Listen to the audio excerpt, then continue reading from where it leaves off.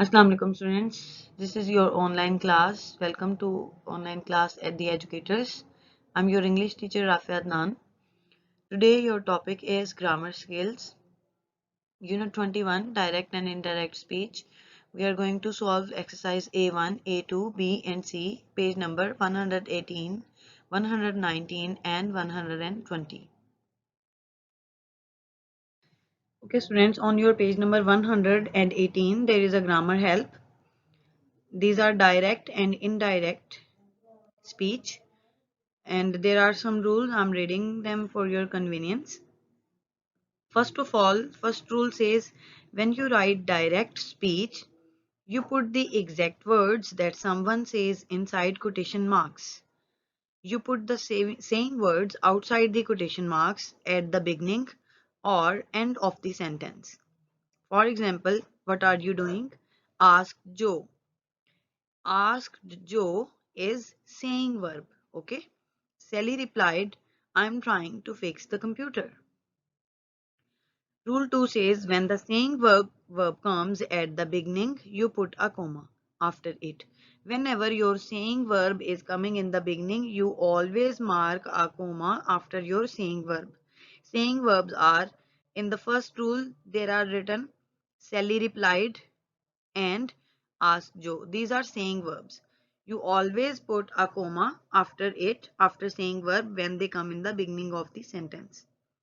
You put a full stop or quotation mark or exclamation mark at the end of the spoken word before the closing quotation mark. For example, he said. He said is your saying verb. You are late. This is the spoken word which is in inverted commas. She cried, help. Notice that the spoken words begin with a capital letter. Whenever you are writing spoken words in direct speech, you always write them in inverted commas and you always write them with the capital letter. Rule number 3 says when the saying verb comes at the end, you put a comma or question mark or exclamation mark at the end of the spoken words before the closing quotation mark. For example, you are late, he said. Now in this sentence, your saying verb is in the end and your spoken verb is in the beginning. It is rain. Is it raining? She asked. Next there is rule number 4. If the subject of the saying verb is not a pronoun, you often put it after the verb when it follows the spoken words. For example, you are late, said the teacher. Is it raining? Asked Jane. This is called inverting the subject and verb. Okay. You can also put a saying verb in the middle of the sentence. For example, our new house, said Peter, is much bigger than our old one. Notice that the second part of the spoken words does not begin with a capital letter. So keep in mind all these 5 rules and solve your exercise A1, A2, B and C accordingly. Okay students, on the same page, page number 118, you have your exercise A1. It has two parts, A1 and A2. First of all, we are going to solve A1. It says rewrite these sentences moving the saying verbs to the end. You should invert the subject and verb wherever is it correct to do so. So now you are not going to do anything. You just need to move your saying verb in the end. Okay. The first sentence is Paul said, please show me what to do. So what you will do, you will write the spoken word in the beginning and you will shift the saying verb at the end of the sentence. And according to rule, you will use comma. Please show me what to do. This is the spoken word. So it is in inverted commas. After this, we will mark a comma to separate the sentence. Said Paul. This is our spoken verb. So it will come in the end. Likewise, there is the example. There is the sentence 2. I asked, what time is it? Now, what time is it is our spoken verb. Okay. So it will come in the beginning and I asked will go in the end as it is the saying verb. What time is it? because it is a question. So we will mark the question mark here and we will close the inverted comma. I ask will come in the end and there will come a full stop at the end of the sentence according to the punctuation rules. Likewise, all the 6 sentences have been done for your convenience. Note it down on your book accordingly. Okay students, now there is exercise A2 on your page number 119. It says rewrite these sentences moving the saying verb to the beginning. Now all the saying verbs are written in the end in the sentences. You have to move them in the beginning. I feel sick, whispered Alice. Whispered Alice is your saying verb. Write it in the beginning.